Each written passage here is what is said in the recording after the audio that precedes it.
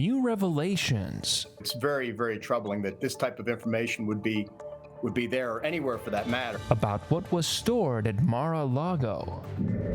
iPhone excitement. So the action cam looks really cool, that it would take a running shot and make it super stable. What South Florida thinks about Apple's latest offering. And large parts of the nation in the grips of a heat wave. Pretty hot day at work. I was just trying to cool off. Boom, everything shut off. These stories and more coming up on Newsbreak. Hello, South Florida. I'm Leon Abu Tarbush. I'm Paloma Pimentel. Today is Thursday, September 8, 2022. Live from the South Florida Media Network's Biscayne-based studios in North Miami, this is SFMN Newsbreak.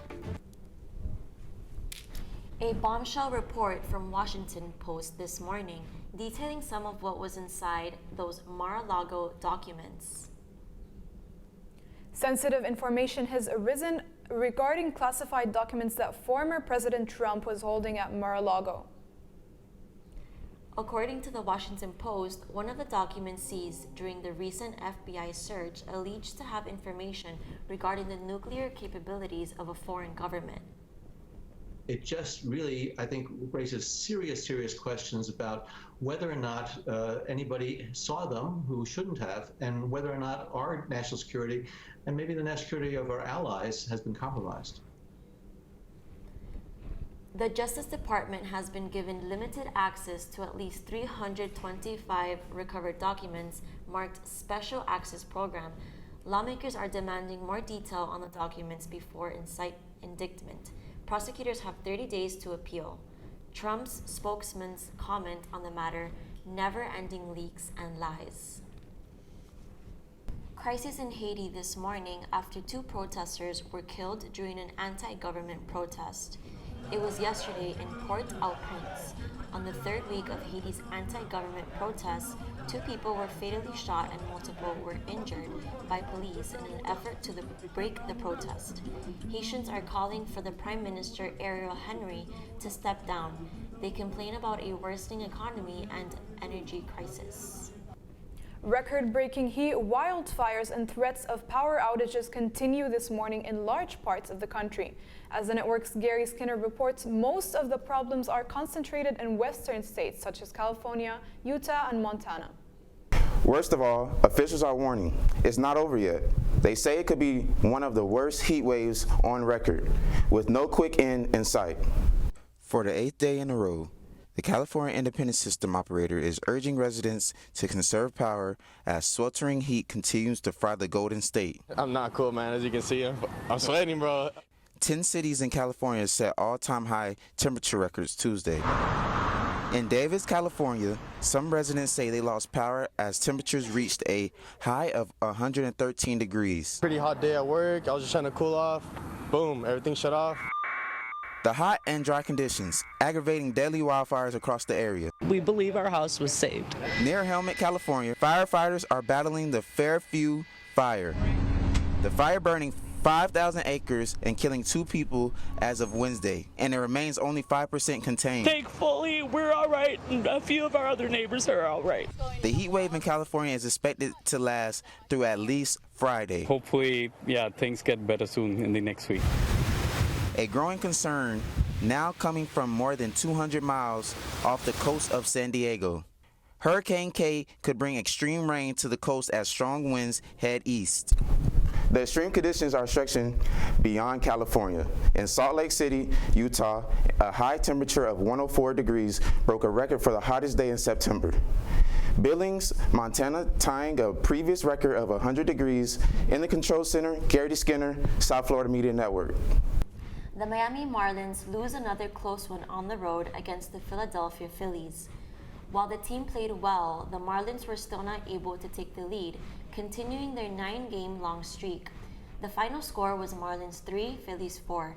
The Fish play the Phillies again today in the final game of their series in Philadelphia at 6:45 p.m. All America is talking about this morning is the Apple's new iPhones, AirPods, and Apple Watches, which go on sale later this month. As the network's Samuel Rodriguez reports, the big announcement streamed online yesterday. Yesterday, Apple announced the launch of their new iPhone 14 and iPhone 14 Pro. boasting new capabilities and life-saving features such as crash detection and satellite emergency services, along with upgrades to their current features such as a better stable recording for video.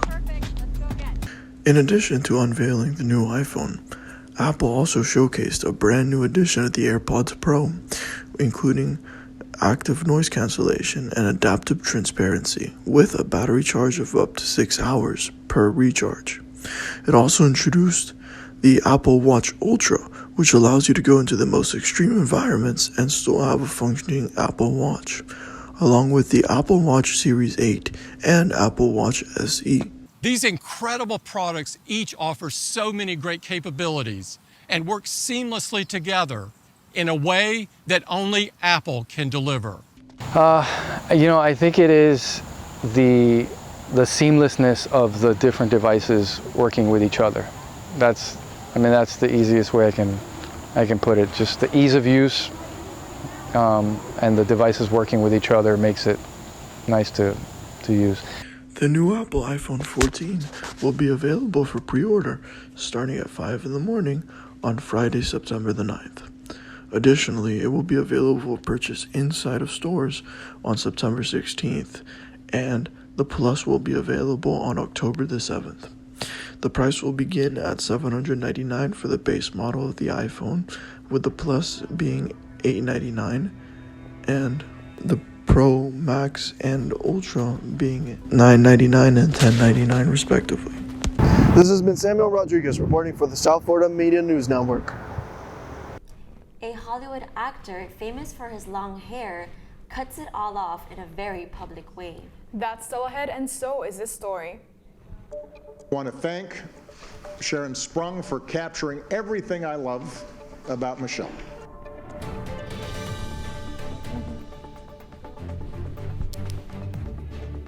An event bringing the former First family back to the White House. Newsbreak will be back in 2 minutes. Type 2 diabetes can have a big impact on your life. But how can it be prevented? Well, the first step is knowing if you have something called prediabetes. Take the 1-minute risk test today at doihaveprediabetes.org. I know kids worry about a lot of things. Getting enough food to eat shouldn't be one of them. Through a nationwide network of food banks, Feeding America serves virtually every community in the United States. See how you can help your community. Visit feedingamerica.org.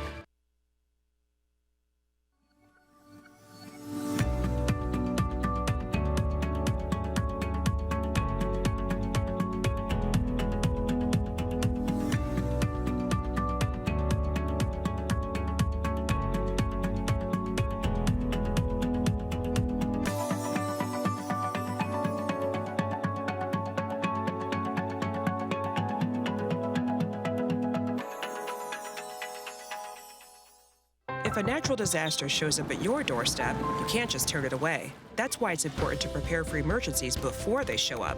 Go to ready.gov/plan to find the tools and tips you need. And make a plan today.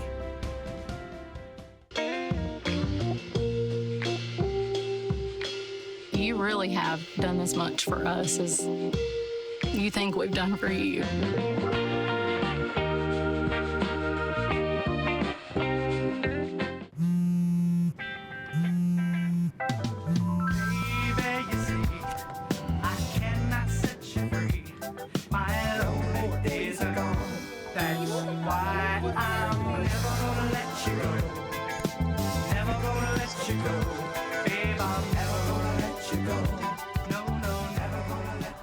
Here you go. Thank you. Thank you.